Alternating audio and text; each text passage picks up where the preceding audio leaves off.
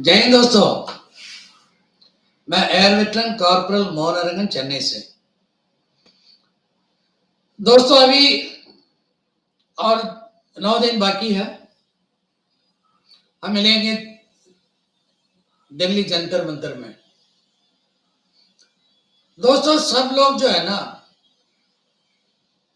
Confuse हो रखे हैं और कुछ लोग फोन भी कर रहे हैं, सर पैसा भेजना है, किस कौन से नंबर पे भेजूं, कहाँ भेजूं। किसी को एक पैसा भेजने की जरूरत नहीं है। दोस्तों इतना याद रखना, 20 तारीख का जो धरना है सिर्फ और सिर्फ जो है आपको हम आने के लिए जो है रिक्वेस्ट करते हैं, पैसा देने के लिए नहीं है। हमारा मकसद पैसे से, एक पैसे से नहीं है। हाँ कोई और मांग रहा होगा, उनको देना या नहीं देना आपकी मतलब इच्छा है।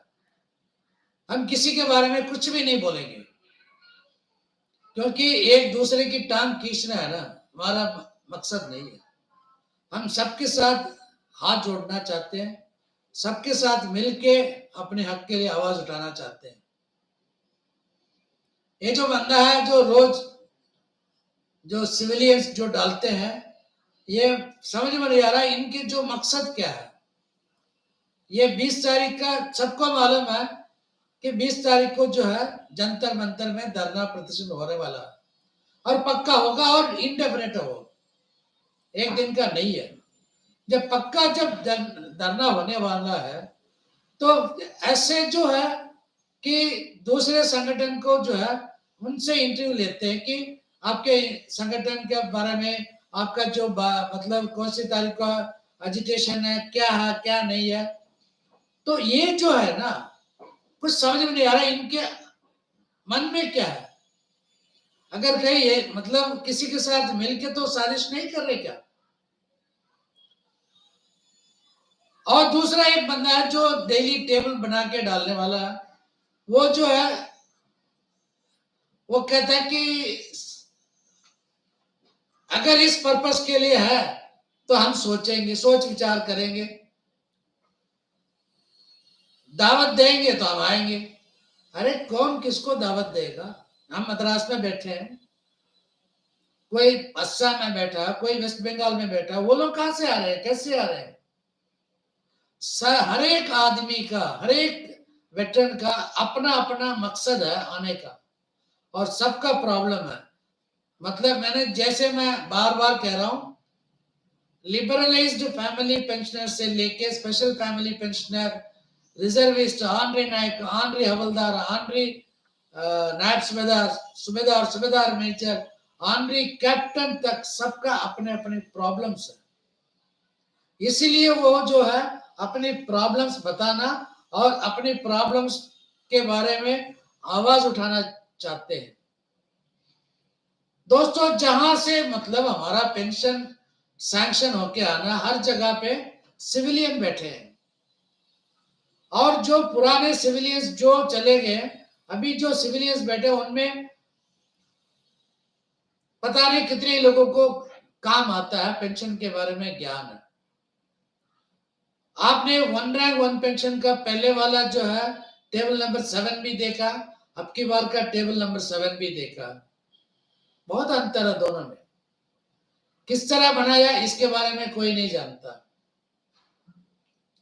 एक दूसरों की टांग खींचने से पहले पहले अपने आप को आईने में देखो। ग्राउंड लेवल पे आपने काम क्या किया। दिल्ली में बैठ के चिट्ठी लिखना बहुत आसान है।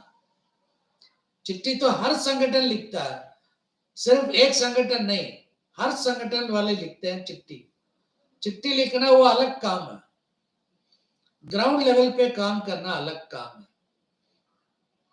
जो बंदा ग्राउंड लेवल पे जब काम करता है ना, उसको मालूम है तकलीफ क्या है। इसलिए जो है जितने लोग ग्राउंड लेवल पे काम किया, हम उनको कभी कमेंट नहीं करते। हम जानते हैं गलत भी है, गलत बात भी बता रहा है, दूसरों के बारे में उल्टा सीधा भी बात कर रहा है, फिर भी हम उनको दोष नहीं देते। क्यों? वो स्ट्रगल कर रहे हैं। ऐसे जो है ना, बिना मतलब जो है टेबल बना के ये है फलाना ढिकाना, जिसको 430 के बारे में पक्का मालूम नहीं है वो 430 का बता रहा, जिसको आंद्री नायक का जो है पेंशन के बारे में पता नहीं है वो आंद्री नायक सूबेदार का टेबल डाल रहा। आंद्री नायक सूबेदार का मैं पहले ही बोला था, 2006 के बाद जो भी आंद्री सूबेदार का जो पीपीओ लेके आया है, जब तक आपके पीपीओ में लास्ट रैंक हेल्ड हवलदार, लास्ट रैंक हेल्ड आंद्री नायब सूबेदार, फिर उसके बाद रीड एस हवलदार एसीपी 1, जब तक ये पीपीओ नहीं निकलेगा तब तक आपको जो है नायब सूबेदार का पेंशन नहीं मिलेगा। मैंने बार बार लोगों को बताया, लेकिन एक बंदा जो है अपने आप को जो बहुत ज्यादा समझता है, अपने आप को दूसरों को कमेंट करने में माहिर है, वो कहता है कि नहीं नायब सूबेदार एक गेजेटेड रैंक है, तो एक नायब आंद्री नायब सूबेदार एक रैंक होता है, फलाना ढिकाना। अरे फलाना ढिकाना छोड़ो, आंद्री नायब सूबेदार रैंक जो है आंद्री नायब सूबेदार की बराबरी देंगे, पेंशन नायब सूबेदार की बराबर नहीं। जब तक आपका मतलब मैं जो बता रहा हूं 2006 के बाद जो रिटायर हुआ उनके बारे में, जब तक आपको आपके जो है पीपीओ रिवाइज होके आपके ई पीपीओ में last rank, that is last rank held honorary नायब सूबेदार, रीड एस हवलदार एसीपी 1, जब तक ये ईपीपीओ नहीं निकलेगा तब तक आपको नायब सूबेदार के बराबर पेंशन मिलेगा ही नहीं। अगर खुदा ना खासा आपको कुछ हो जाता, आपकी बीवी के साथ भी यह अन्याय होगा। ये अन्याय जो है बहुत लोगों का मैंने देखा। दोस्तों जो भी मैं बात करता हूं ना, मैं प्रैक्टिकली फील्ड में काम करने वाला आदमी हूं। मैंने बहुत लोगों का पीपीओ देखा, पेंशन सही करके दिया, सब कुछ किया। इसीलिए मैं बता रहा हूं, ये जो आप समझ रहे हैं ना, वो ज्ञानी है, वो इतना डालता, टेबल डालता। टेबल डालना कुछ और बात है, लेकिन टेबल को मतलब क्या लिखा है। हाँ, आंद्री नायब सूबेदार का पीपीओ है, मैं ये थोड़ी कह रहा कि पीपीओ में आंद्री नायब सूबेदार नहीं लिखा, नहीं लिखा है, लेकिन आंद्री नायब सूबेदार का पे स्केल लिखा। और अगर आपको नायब सूबेदार का चाहिए तो आपको जो है हवलदार एसीपी 1 का ईपीपीओ जब तक नहीं मिलेगा तब तक आपको जो है आंद्री नायब सूबेदार का ही मिलेगा। यानी कि 2006 के बाद जो रिटायर 24 साल वाले हैं उनको भी 21,653 मिलेगा, 26 साल वालों को है जो है 22,572 रुपए मिलेगा। ये फैक्ट यही है। मतलब अगर आप मेरी बात मानना चाहते हो तो मेरी बात सुन लो, अगर उसके बाद मानना चाहते हो उसके बाद सुनो, लेकिन अगर मेरी बात मानोगे तो आपको पेंशन मिलेगा, अगर उसकी बात मानोगे कि अपने आप को आंद्री नायब सूबेदार कहते हुए घूमते रहो, और कुछ नहीं। और आंद्री नायक के बारे में जो ये बंदा जो शख्स आज जो बता रहा 430 के हिसाब से जो रेगुलर नायक से 1-2 रुपए कम लेता था, इसका मतलब इस बंदे को ये नहीं मालूम है कि कानून क्या है। मैं जो भी बात करता हूं कानून के बारे में बात करता हूं, टेबल्स के बारे में कभी बात नहीं करता हूं। टेबल्स तो मतलब बनाने वाला भी ऐसे ही है, पढ़ने वाला भी ऐसे ही है।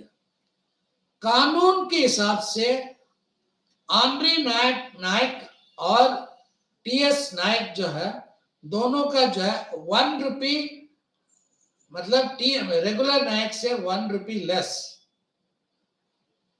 और सेम आंद्री हवलदार का भी रेगुलर हवलदार से 1 रुपया कम। ये पेंशन रेगुलेशन एक्ट में है, पहले एक्ट पढ़ो फिर बाद में वीडियो बनाओ। आंद्री नायब सूबेदार के बारे में इतनी बात कर रहा है ना, आंद्री नायब सूबेदार का भी पेंशन का रेगुलेशन एक्ट है। ये तो 1 रैंक 1 पेंशन तो अभी निकला है। आंद्री नायब सूबेदार का जो है पेंशन रेगुलेशन एक्ट के हिसाब से जो रेगुलर सार्जेंट का पेंशन है, यानी कि जिस रैंक से आया उससे 20% एक्स्ट्रा, वो आंद्री नायब सूबेदार का पेंशन है। इसको घुमा के क्या कर दिया, 100 रुपए करके बढ़ाया। 100 रुपया उस टाइम का जो है 20% ही हुआ करता था, लेकिन इसके बारे में किसी को मालूम नहीं है। लोगों ने केस जीता है 20% के हिसाब से जो है। आंद्रे नैब सूबेदार 2006 से पहले वालों ने, कुछ लोग जो है 631 आने के बाद लोगों को मिला है, लेकिन उससे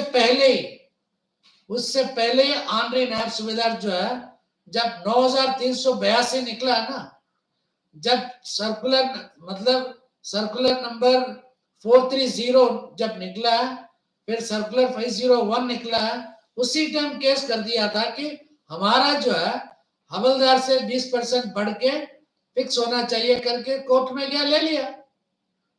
मतलब इसका मतलब है जो कोर्ट में जाएगा, जेएफटी में जाएगा, उसी को मिलता है। दोस्तों मैं किस लिए ये बता रहा हूं आंद्रे नैब सूबेदार का, ये बंदा कह रहा है ना कि मीटिंग हुआ, रक्षा मंत्री ने बोल दिया सबको न्याय मिलेगा। न्याय नहीं मिलेगा। अगर न्याय मिलना होता तो सर्कुलर 631 में जो है, जो टेबल जो बनाया 2006 से 2014 तक क्यों बनाया, उसके बाद का क्यों नहीं बनाया? एक ही वर्ड लिखना था। 2014 के बाद जो वारोपी टेबल नंबर 7 में जो नैब सूबेदार की जो बराबर है क्वालिफाइंग सर्विस, वो देना चाहिए करके एक ही वर्ड था। वो तो वर्ड था ही नहीं।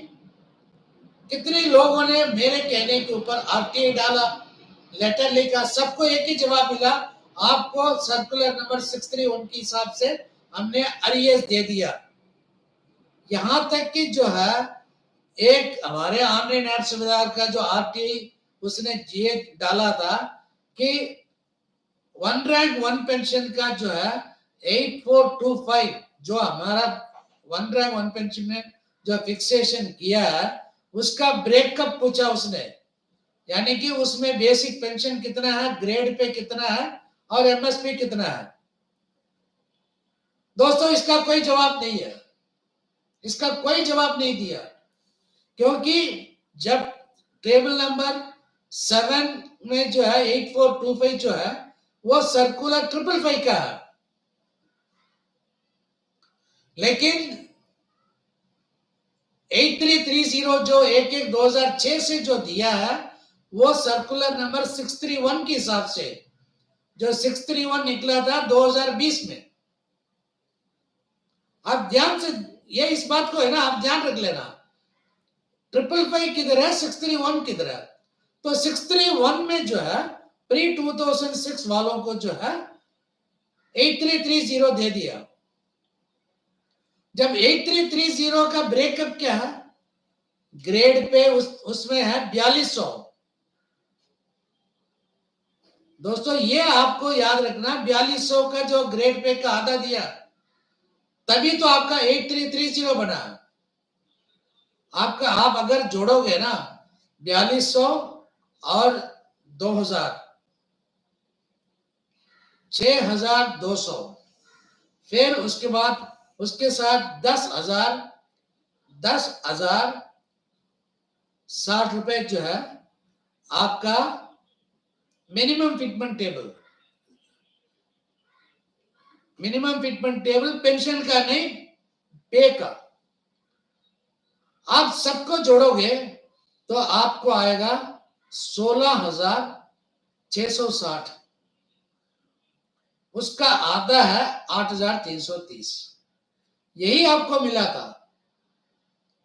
इसका मतलब सर्कुलर 631 के हिसाब से गवर्नमेंट ऑफ इंडिया ने यह मान लिया कि आंद्रे नैब सूबेदार जो 2006 से जो पहले आए उनका ग्रेड पे भी 4200 मान लिया ना।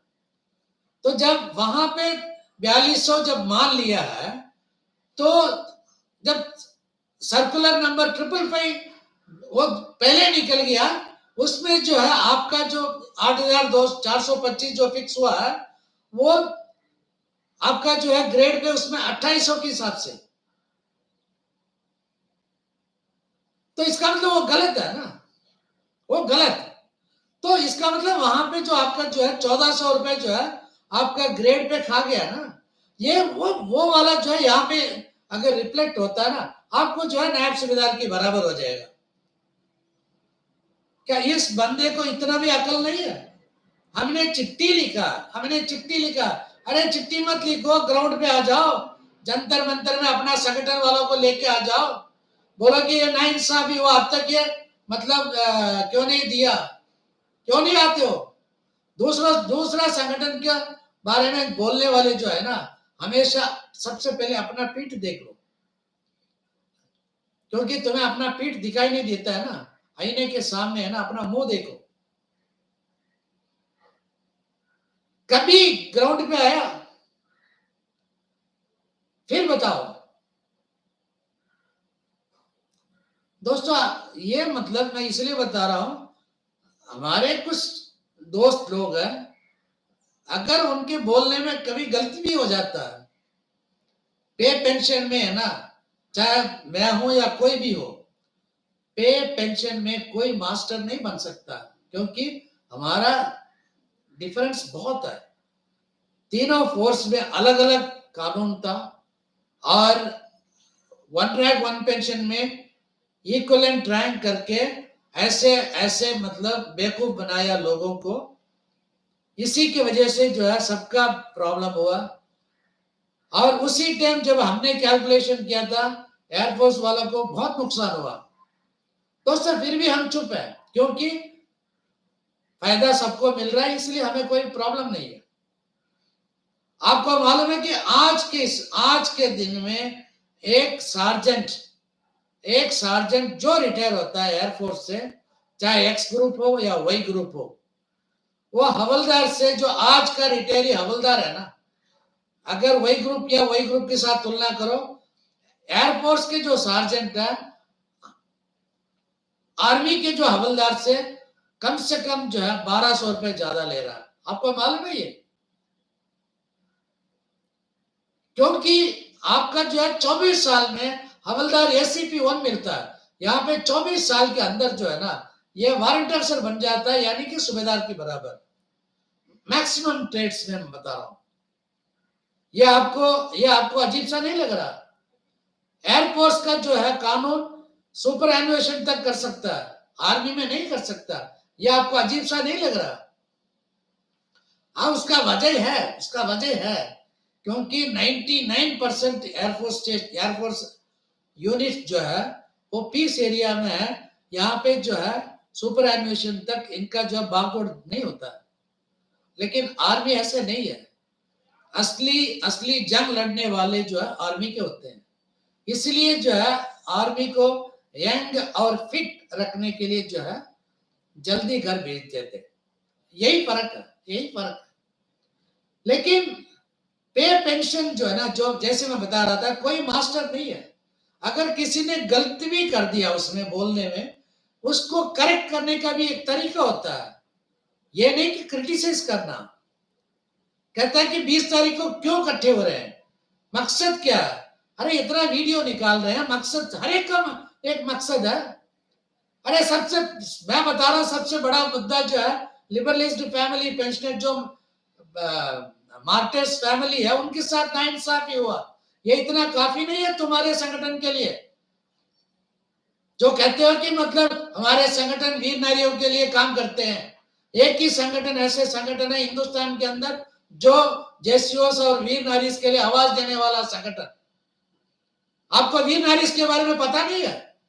उनका मैक्सिमम ऑन द स्केल, जिस रैंक में शहीद हुआ उस रैंक का था पहले, सर्कुलर 560 तक वही कानून था। वन रैंक वन पेंशन के बाद कैसे मतलब उसको कम कर दिया, इसके बारे में आपको ध्यान नहीं था उस टाइम। मैं बता रहा हूं, जब ओआरओपी टेबल 1 निकला था, आपके पास बहुत वजह थे दिल्ली में बैठे बैठे जंतर मंतर में आंदोलन करने के लिए। आपको सपोर्ट उसी टाइम मिल जाता हर एक लोगों से। लेकिन आप कभी है ना कभी किसी को महात्मा गांधी बनने दिया या खुद बना। जब मैंने कहा कि पेंशन का मदद करो, तो कहता मोहन जी महात्मा गांधी बनने की कोशिश मत करो। यह आज की बात नहीं है, 2015 की बात है। आप दूसरा दूसरा संगठन या दूसरे जो भी है, अगर वो पेंशन के बारे में कभी गलत भी बोल जाता कैलकुलेशन, उसको सही करने के लिए कोशिश मत करना। उसको सही करने के लिए हम बैठे हैं। जितना आपने गुमराह किया ना, एक एक करके मैं भी बता सकता हूं, लेकिन हम इसीलिए नहीं बता रहे क्योंकि करते करते है ना, हमारे जो जवान है ना, वो हर एक के ऊपर विश्वास करते हैं। हम अपने जवानों को गुमराह नहीं करना चाहते, इसलिए मैं कभी किसी का वीडियो पे, यानी कि जो अपने जवान जो वीडियो डालता है ना, चाहे वो कोई भी हो, अगर वो नायब सूबेदार हो या नायक हो या कोई भी, जब वीडियो डालता है हम उनको मतलब सही करने के लिए कोशिश नहीं करते। अगर कोई सिविलियन ऐसे डालता है तो हम उनको गालियां देते हैं। दोस्तों 20 तारीख को जो है धरना दिल्ली में 101% पक्का है। हम खुद आ रहे हैं चेन्नई से, और अब की बार होगा आर या पार। दोस्तों हम भी दिखाएंगे कि हम बात कर सकते हैं, हम भी दिखाएंगे हमारे ताकत क्या है। अगर मान लीजिए कि अब की बार अगर हम फेल हो गया, कभी हम उठ नहीं सकते, कभी नहीं उठ सकते। इतना आप ध्यान में रख लो, तैयार हो जाओ आज ही। जो रिजर्वेशन करना अभी तक नहीं किया, अपना रिजर्वेशन कर लो, और अपने अपने स्टेट में कैसे करना वो हम बताएंगे आप सब सभी लोगों को। और कल तक के शाम तक के लिए जय हिंद, वंदे मातरम, जवान जय श्री जवान एकता जिंदाबाद, जय हिंद।